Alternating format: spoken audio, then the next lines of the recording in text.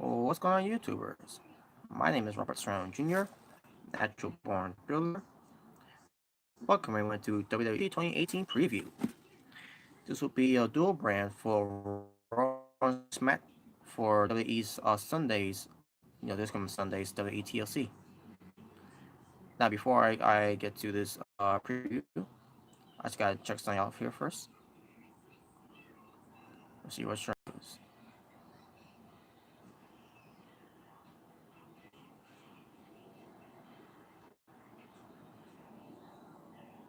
Nope.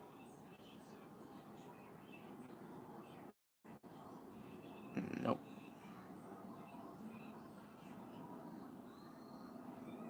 Okay, that'll be good. I guess that's good. So yeah, I'm about to go through this preview for TLC to give you my predictions. Also, since we're talking about a topic about predictions, what are your predictions for WWE TLC 2018 for this coming Sunday?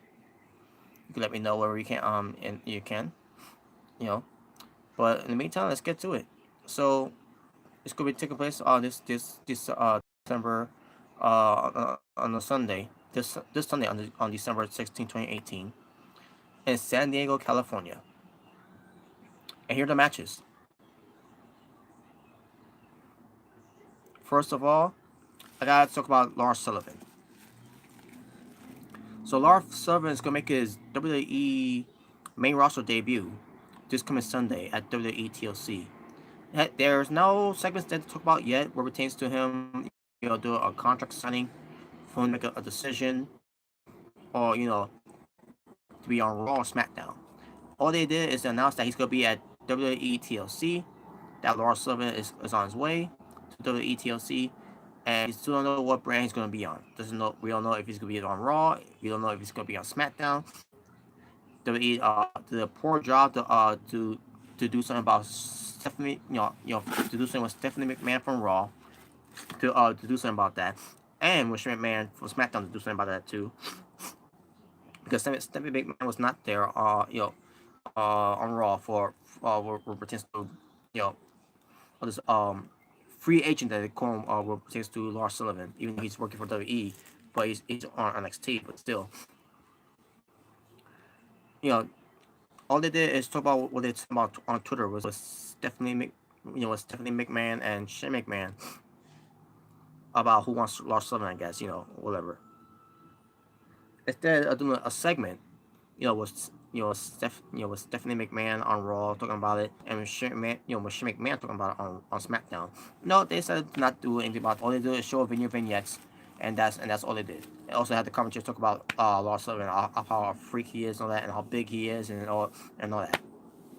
So, and on top of that, Raw and SmackDown, as I watched SmackDown and then saw the highlights of Raw, and just reading the results too, there was no video package of Lars Sullivan, to remind us that Lars Sullivan is gonna make his debut at TLC, which I thought is kind of weird that they didn't do that, unless they decided not to do it anymore. I don't know, but we'll see. But as of right now, just to let you all know, Lars Sullivan is gonna be on his way to the main roster at WWE TLC. But the only thing is, what's he gonna be on, Raw or SmackDown? What's he gonna make his decision to be on Raw or SmackDown? I think, if I can go with my predictions, I say he goes to SmackDown, because you already got enough big guys on Raw, like a Drew McIntyre, a Bobby Lashley, a Baron Corbin, a Braun Strowman, and you need more big guys on SmackDown. So send them to SmackDown. I mean, it's not you're doing anything with Killian Dane on SmackDown anyways, or Luke Harper. Who else? In on over there is a big dude.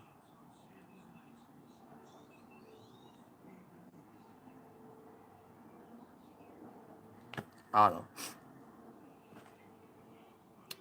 But yeah, Lars Sullivan should go to SmackDown. And now with that out of the way, now let's get to the other match. No, yeah. I mean, now we can get to the matches I meant to say. Maybe first start with this one. So that I don't give a fuck about, but they're gonna do it anyways. the mixed match challenge finals. The winner of this one, each member of the winning team will be the number 30 of the respective Royal Rumble matches at the Royal Rumble. Excuse me. And the finals that made it there was the Fabulous Truth, which is R-Truth, and Carmella versus Malisha of Jinder Mahal and Alicia Fox. Wow, what a great name for a tag team. And who I think should win? Fabulous Truth. That's what I'm going for. Moving. But if they don't win, I don't care. I don't give a fuck anyways. Because WWE did their bullshit job to take away the surprise element for the number 30 spot for the respective Royal Rumble matches for the Royal Rumble. So good job WWE for that. Good job. All right. There's no pre-show match announced yet, but based on what match I saw on this card, it wouldn't surprise me on this match is going to be on the pre-show, which let's get to right now. But first, let me get this match out of the way first. Rey Mysterio Jr. versus Randy Orton in a chairs match. My predictions match. I think the match is going to be good. These two old school veterans. Especially Rey Mysterio Jr. and then you got Randy Orton. They're gonna put a good match. Hopefully they'll do some good spots with the steel chairs. But who I think is gonna win? Randy Orton. There you go. I don't think Mysterio's gonna win. If he does win, cool. But Orton, I think Orton's gonna win. RKO on the steel chair. I think that's gonna be I think that's how it's gonna end. Mysterio's gonna get RKO on the steel chair. So next match for the WWE Cruiserweight Championship. Buddy Murphy defends the WWE Cruiserweight Championship against the challenger, Cedric Alexander. Now, I don't think Cedric Alexander is going to win. And also, I don't think this match is going to be on the main show. This match is probably going to be on the pre-show. It's going to be a last-minute thing that WWE's going to say, "Oh yeah, we're going to put this match on the pre-show." Whatever. But we'll put Natalya versus Ruby Riott. A tables match, by the way, where they had Jimmy Evan Neidhart's a image of him on the table for Ruby Riott to say to Natalya, once we put you to that table, you'll be more closer to your dad. Yeah, but that match is gonna be on the main show because it involves a table. Because the theme of the pay-per-view is tables, ladders, and chairs. So, but we'll see. But I think that is gonna be on the main show.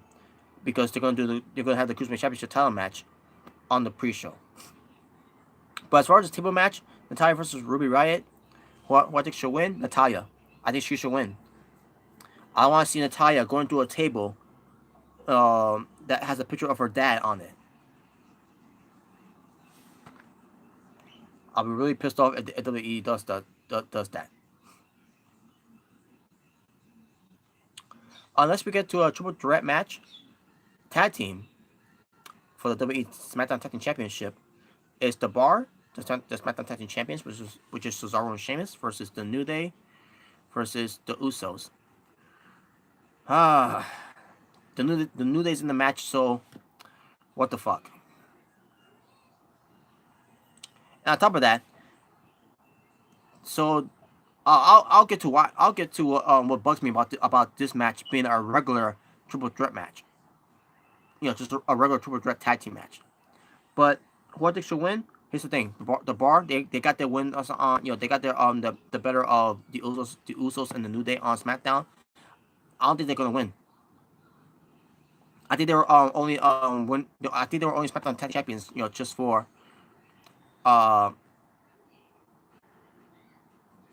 keeps. Just to be gatekeepers of the belts until they could give it to the either the Usos or something that I will fucking hate if they do this, the New Day.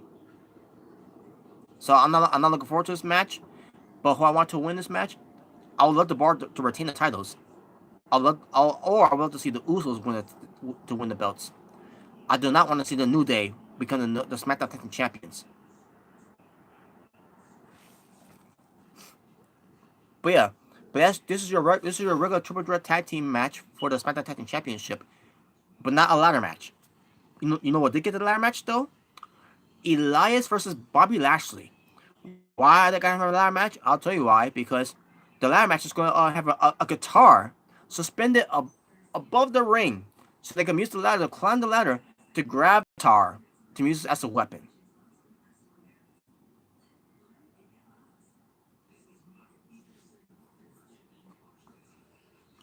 Bullshit level, DEFCON 5. I could have said it better myself. What? You telling me you're gonna win a ladder match for Elias and Bobby Lashley to grab a fucking guitar, and you don't give a ladder match to the Usos, the New Day, and the Bar in the Triple Threat Tag Team Championship match for SmackDown? What? Fuck you, WWE.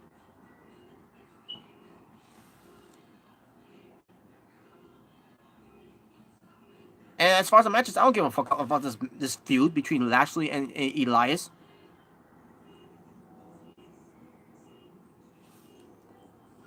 But Elias is gonna win. Moving on. Next we get to Finn Balor versus Drew McIntyre. Now keep this in your heads, folks. Let this not let that pass by you. Finn Balor for some reason did not show up on Raw this past Monday because of the beatdown that he suffered from McIntyre a week ago from Raw. Because Drew McIntyre beat him up so badly last week that he wasn't able to come to Raw this week. Why is that? Maybe Finn Balor, you basically Drew McIntyre beating up Finn Balor. Maybe his inner demon has been unleashed. So what I'm predicting here, folks. I predict the Drew McIntyre is not gonna just wrestle, the extraordinary man who could do extraordinary things in Finn Balor. I think Drew McIntyre is going to suspect a surprise to face the demon Finn Balor. I could be wrong, but at the same time, you know, I, basically at the same time, if he's not the demon Finn Balor, it won't surprise me. It's not gonna surprise me at all. WWE never gives you anything to get aside for anyways. The only time WWE will give you that type of surprise element, they will try to do a good job to give you that surprise element. Whenever they can. So yeah, as far as Finn Balor, if he's regular Finn Balor, just a disappointment. But if he comes out as the Demon Finn Balor, here's how I think it's gonna happen. I think Drew McIntyre's gonna come out first. If he, here's the thing. Yeah, I predict if Drew McIntyre comes out first, then Finn Balor is the Demon Finn Balor. But if Finn Balor comes out first, then Finn Balor's not the Demon Finn Balor. He's just Fonzie with his leather jacket. Hey,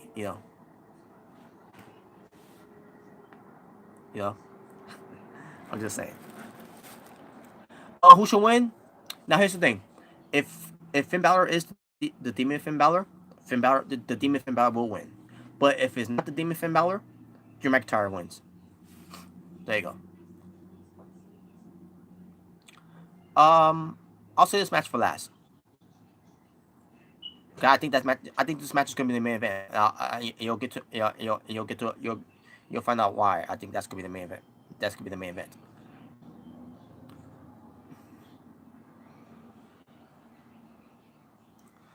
Let me get to this match now. This tables, ladders, and chairs match that might happen. If it doesn't happen, that means Braun Strowman couldn't show up because of the injury that he's not medically clear. But I think he is though. I think he's gonna come. I think he's come back on this pay-per-view. Excuse me. Which basically it's Braun Strowman versus Baron Corbin. TLC match. Yes, a TLC match. If Braun Strowman wins, he will receive a Universal Championship title match against Brock Lesnar at Royal Rumble. And also, Baron Corbin will be stripped of all of his authority power from from Raw, which means he'll no longer be the acting Raw general manager. He will no longer be Constable Corbin. He'll be back to being just Baron Corbin, another talent on the main roster.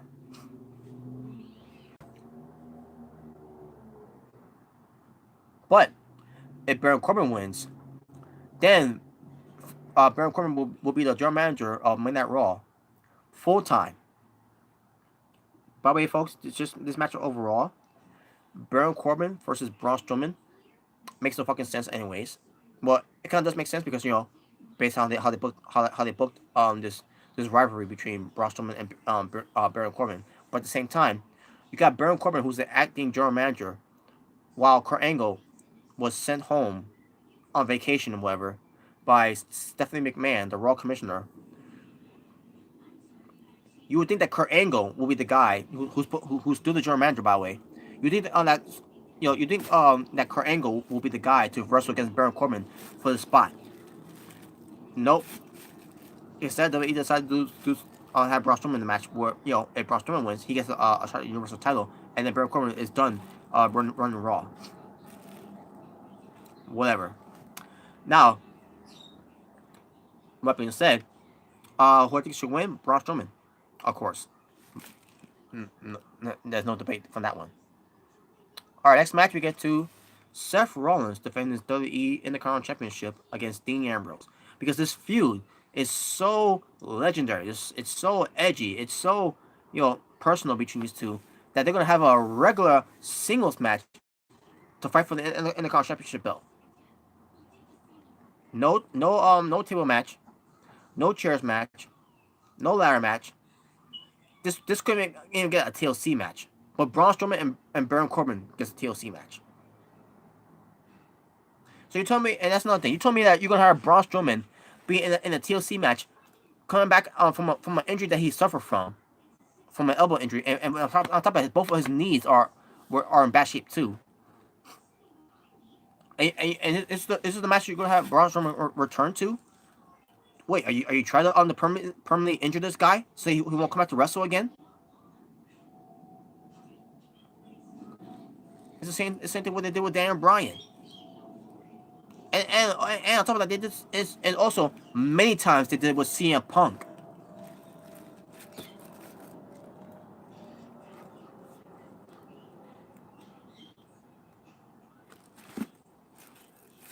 But yeah, Braun Strowman is going to come back, after having surgery from his elbow, and I'm assuming his knees are good to go, because I heard his knees were in bad shape too. But yeah, you can have him return to against to wrestle against Baron Corbin in a dangerous match where he got hurt. I don't know how he got hurt though. Before coming to this, but yeah, you wonder why you can't build up any top guys on your main roster. You wonder why you can't build up any stars on your main roster. And you wonder why people get hurt so many so many times in your company.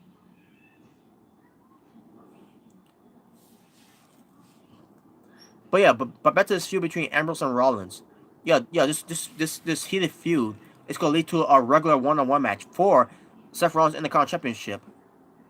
And again, not a chairs match, not a ladder match, not a tables match, not a TLC match, just a regular one-on-one match. What a fucking stupid idea for this match to go with.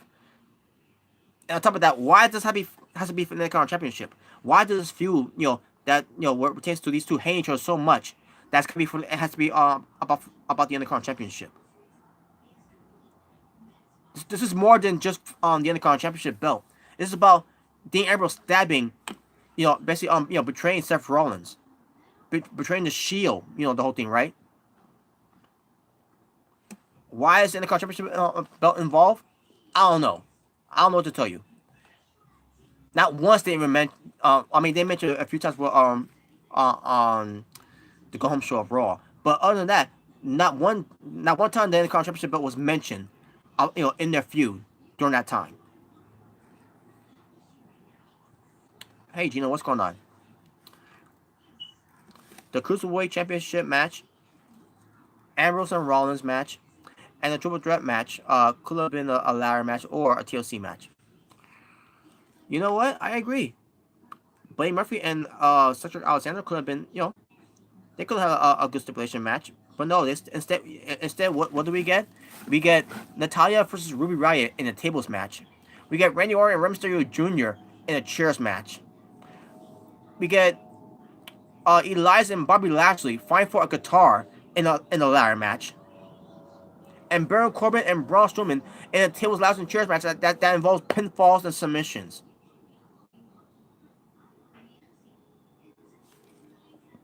Dean Ambrose and Seth Rollins got the TLC match.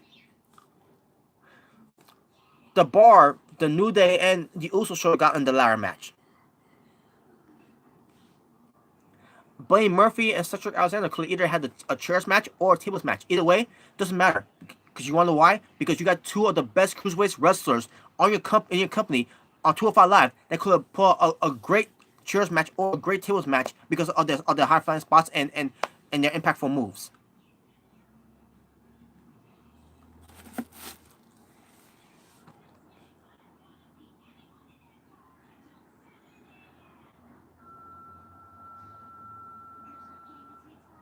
And by the way, you know it should be it should be the pre-show match. This stupid ass mixed match challenge that they're doing on the pay-per-view. That should be the pre-show match. Not on the main show. And the Cruiserweight Championship match should be on the main show. But I don't know if it is. They haven't made that announcement yet. As I'm doing this video right now, that announcement of the pre-show match has not been announced yet.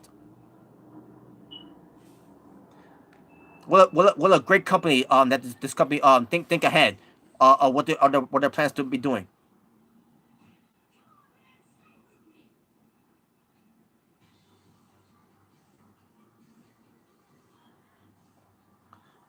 But anyways, I said Braun Strowman I said Braun Strowman was my pick to win. So there you go.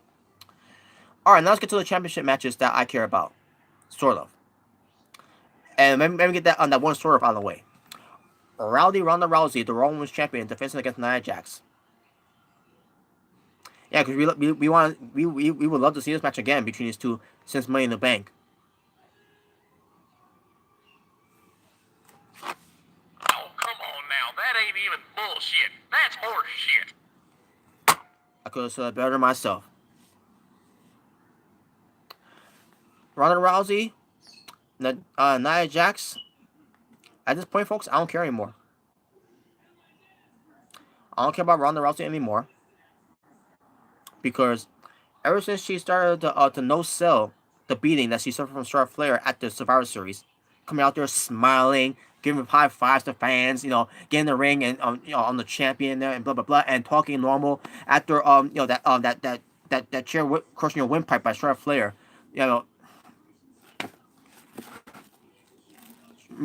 Ronda Rousey to me lost all credibility and lost all of my wrestling excitement when she decided to no sell, like John Cena no selling on the physicality that he suffered from back in 2009. Some of you may know what I'm talking about. I want to get into it, but all I gotta say is fuck John Cena.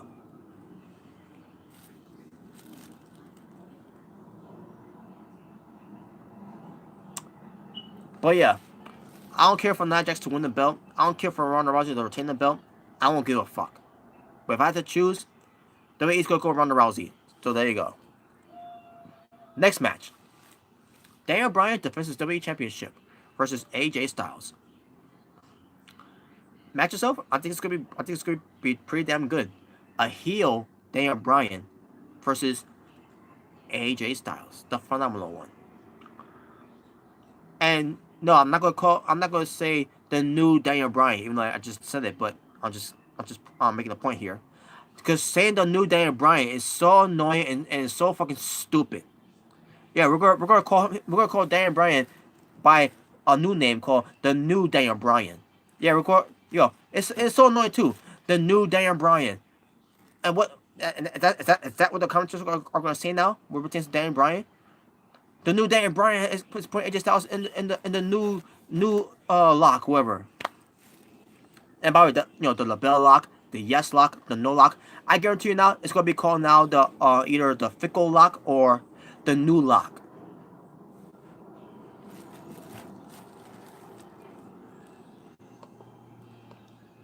That's nothing too. WWE doesn't know what to call Dan Bryan's LeBell lock move anymore. Because now the yes movement is dead. It's no more about the yes yes yes or no, and there's no more about the no no no. Apparently WWE forgot that the move that Daniel Bryan has been using was called the LeBell lock.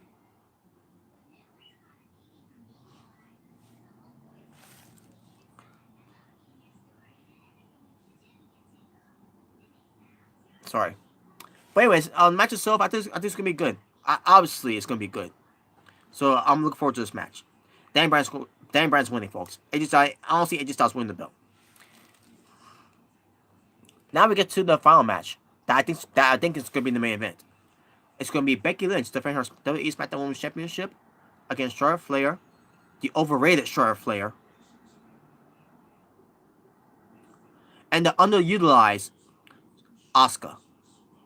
And I say that very loosely. Triple threat match, which is a TLC match, which you have to climb the ladder to grab the belt. No pinfalls, no submissions. So people, you keep saying, "Oh, Asuka's gonna be the pinfall girl. She's gonna be the one getting the pin, the one who's gonna get pinned in this match." No, she's not, because it's a TLC Women's Championship match, which means you have to grab the belt from above the ring. You get the ladder, climb the ladder, get the belt. No pinfalls, no submission. Grab the belt and you win.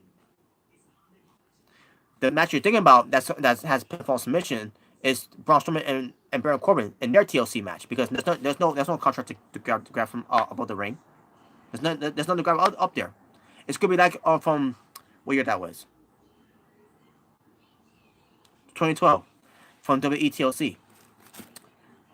Kane, Daniel Bryan, Team Hell No, and Ryback versus the Shield. It was exactly like that match, but there was nothing on the line, and you're going to win by pinfall or submission.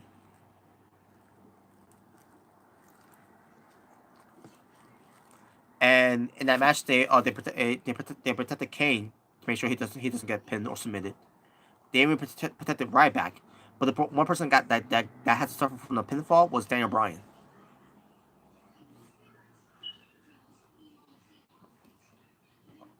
And I was there when at that pay per view too, because it was in the Barclays Center. But anyways, the point is, this match between Becky Lynch, Charlotte Flair, and Asuka for the Women's Championship belt is not going to be involved pinfall submission, because it's a TLC match, which means there's going to be a ladder involved, which means that the belt's going to be hanging above the ring. That means the ladder, to climb the ladder, grab the belt, and you win. So anyways, as far as this match is, it's going to be a good match. Now here's where it gets good. Becky Lynch ain't going to win the belt. She's going to lose it. And I don't think, and here's another thing too. Asuka ain't gonna win this belt either. Asuka had the final stand at TLC. I mean at SmackDown. Asuka had the better Asuka had the better of Becky Lynch and Charlotte Flair when SmackDown went off the air.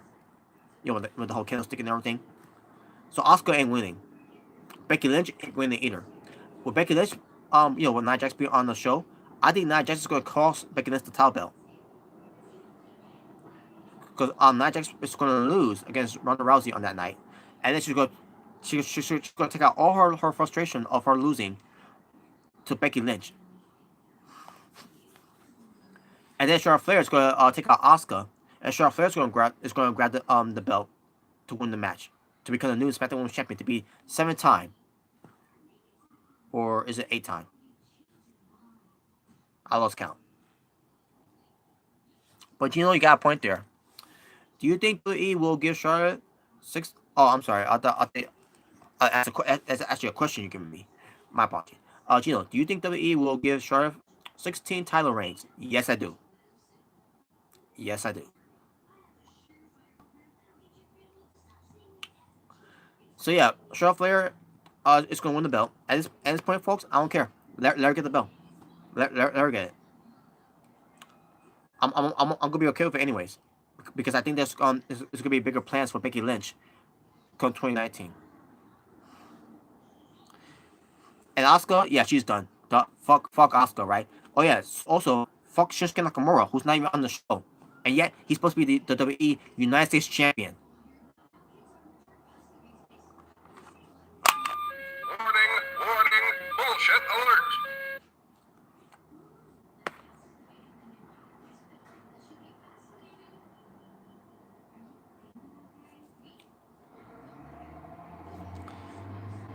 Folks, I'm annoyed. Seriously fucking annoyed with WWE. This isn't fun anymore. WWE isn't fun. It's this shit just isn't fun anymore. Or in the way that CM Punk tweeted at the back in 2013, this poop isn't fun anymore.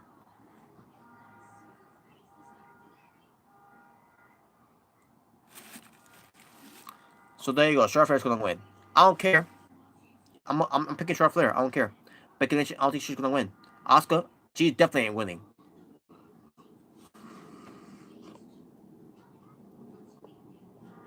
So yeah, there you go. Those are the matches. And by the way, there are 12 matches on here. One that's gonna be on the pre-show, and it better be the mixed match challenge. But it's gonna be a 4-hour pay-per-view, and from that alone, holy, if you include the pre-show, which is 5 hours. But holy fucking shit, man, 12 fucking matches. And look at this too. Finn Balor versus Drew McIntyre, Elias versus Bobby Lashley, Natalya versus Ruby Riott, Rey Mysterio Jr. versus Randy Orton, and no Shinsuke Nakamura. What?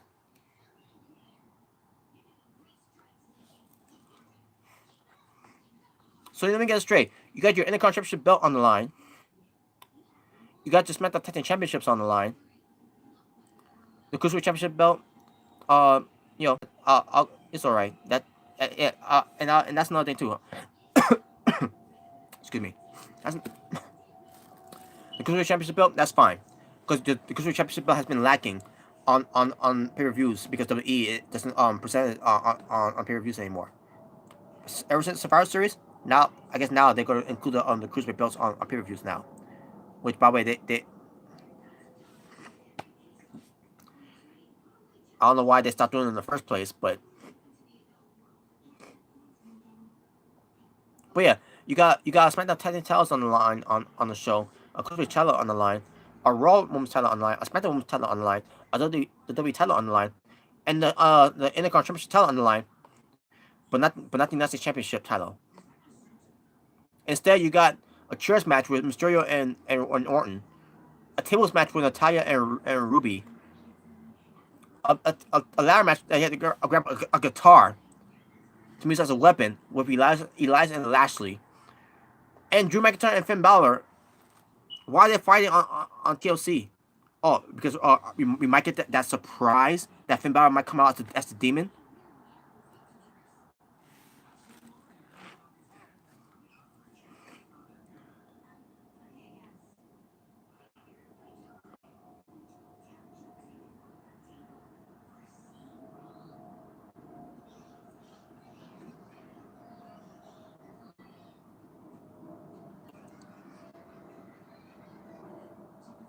But anyways, there you go. Maybe go to the cards again. Mysterio versus Orange chairs match. Orange might pick to win. I think that's what I think is gonna win. Buddy Murphy versus Cedric Alexander for the Cruiserweight Championship. Buddy Murphy to retain. Natalya versus Ruby Riott in the tables match. Natalya's my pick to win. The Bar versus the Usos versus the New Day for the SmackDown Tag Team Championships in the Triple Threat match. The Bar's my pick to win. Elias versus Bobby Lashley in the ladder match to grab the guitar to use as a weapon. Elias to win. Finn Balor versus Drew McIntyre. Again, if Finn Balor's the demon, Finn Balor wins. If he's not the demon, Drew McIntyre wins. Becky Lynch versus Charlotte Flair versus Asuka for the SmackDown Women's Championship title in a TLC match to rules. Charlotte Flair to win to become the new SmackDown Women's Champion. Daniel Bryan versus AJ Styles for the WWE Championship. Daniel Bryan to retain.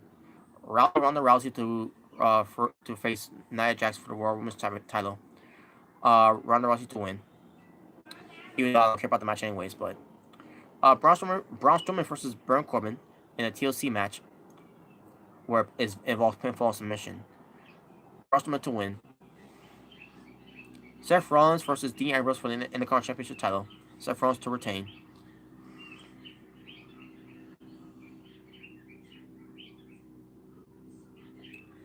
And at the same time, folks, I don't care about this match either. The match is gonna be good. I'll say this. The match is gonna be good. Seth Rollins and Dean Ambrose. It's gonna be good. I just don't care about the feud anymore. The feud, the way they booked it is fucking stupid. And fucking distasteful. And finally, the Fabulous Truth versus Mahalisha, whatever that, how you say that tag team name for the stupid mixed match challenge that they're doing. But the Fabulous Truth are my pick to win, whatever, for a spot at the Royal Rumble as number 30. Take away the size element for the Royal Rumble. And finally, even though this is not a match, Lars Sullivan, if they do this whole thing with Lars Sullivan, a segment on this peer review, Lars Sullivan, he's got to choose SmackDown. Go to SmackDown. You got enough big guys on Raw anyway, so send him to SmackDown. And there you go.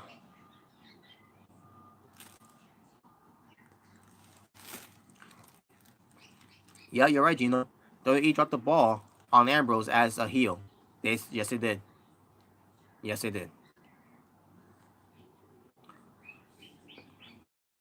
And with that being said, That was bullshit. I could have said it better myself.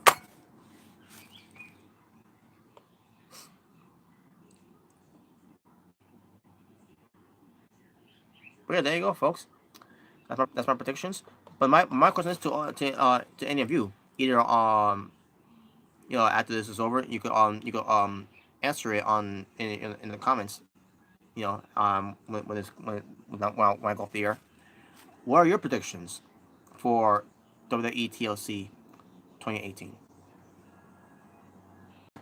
I give you my prediction. I give you my predictions. What were your predictions for WWE TLC 2018? You can let me know in the comments if I can. If I feel like it, if you don't, whatever. But with that being said, I'm done. Thank you all for watching. And that was my WWE TLC 2018 preview. If this is your first time watching me, my name is Robert Serrano Jr., Natural Born Thriller. If you haven't subscribed to me yet, please subscribe to me right now. If you enjoyed this preview, give me a thumbs up or give me a thumbs down, whichever you prefer. And with that being said, thank you all for watching. Hope you all have fun watching TLC this coming Sunday, which I doubt. 4 hours. Fuck.